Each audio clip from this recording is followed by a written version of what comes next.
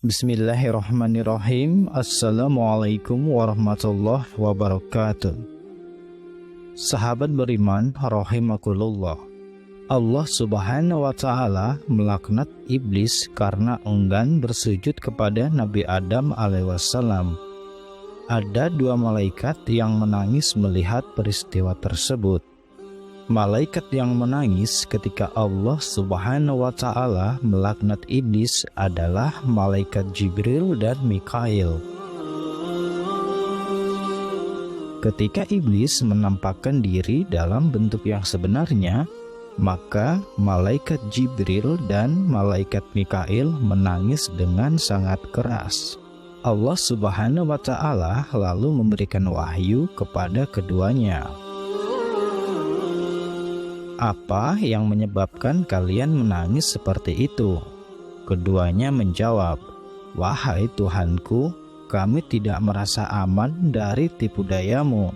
Lalu Allah subhanahu wa ta'ala berfirman, "Memang begitulah seharusnya kalian tidak merasa aman dari tipu dayaku."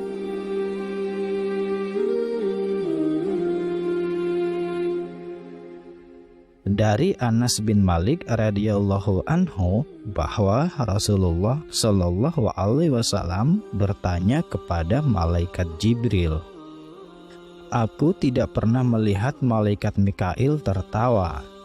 Malaikat Jibril menjawab, "Malaikat Mikail tidak pernah tertawa sejak neraka diciptakan." Hadis riwayat Ahmad.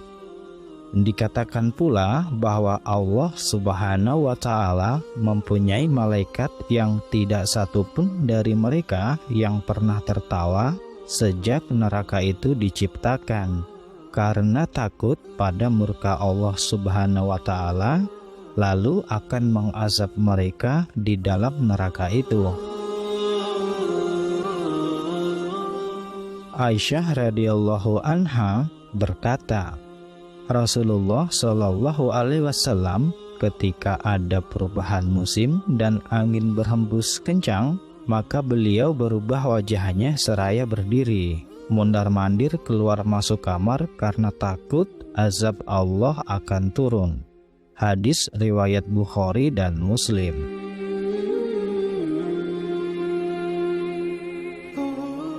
Abu Sa'id Al-Khudri radhiyallahu anhu juga meriwayatkan Rasulullah shallallahu alaihi wasallam bersabda, "Bagaimana akan bersantai-santai sedangkan malaikat peniup sangkakala telah meletakkan sangkakalanya ke bibirnya, seraya menunggu perintah untuk meniupnya."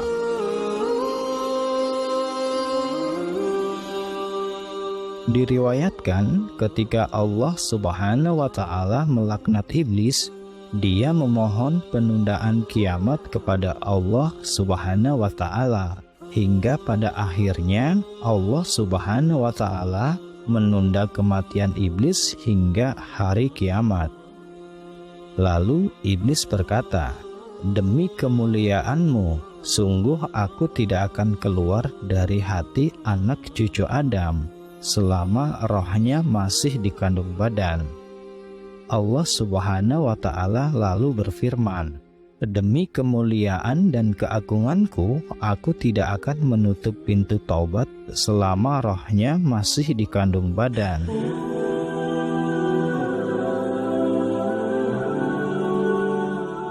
Kemudian ada sebuah riwayat yang berasal dari Qatadah.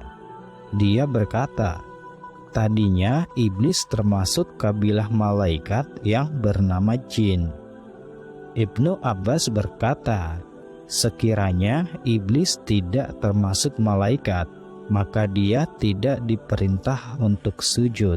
Tadinya dia adalah penjaga langit dunia. Allah subhanahu wa ta'ala berfirman, kecuali iblis, dia adalah golongan jin.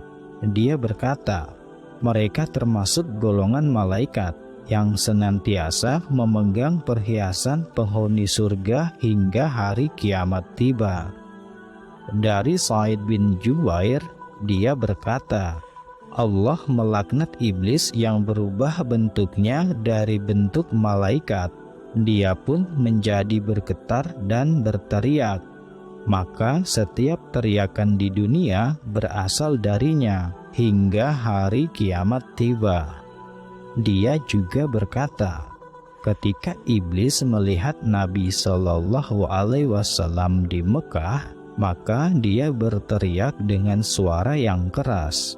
Seluruh keturunannya berkumpul, lalu dia berkata, "Janganlah kalian menyeret umat Muhammad Shallallahu Alaihi Wasallam kepada syirik, tapi timpakanlah cobaan dalam agama mereka dan sebarkanlah syair dan ratap tangis di tengah mereka."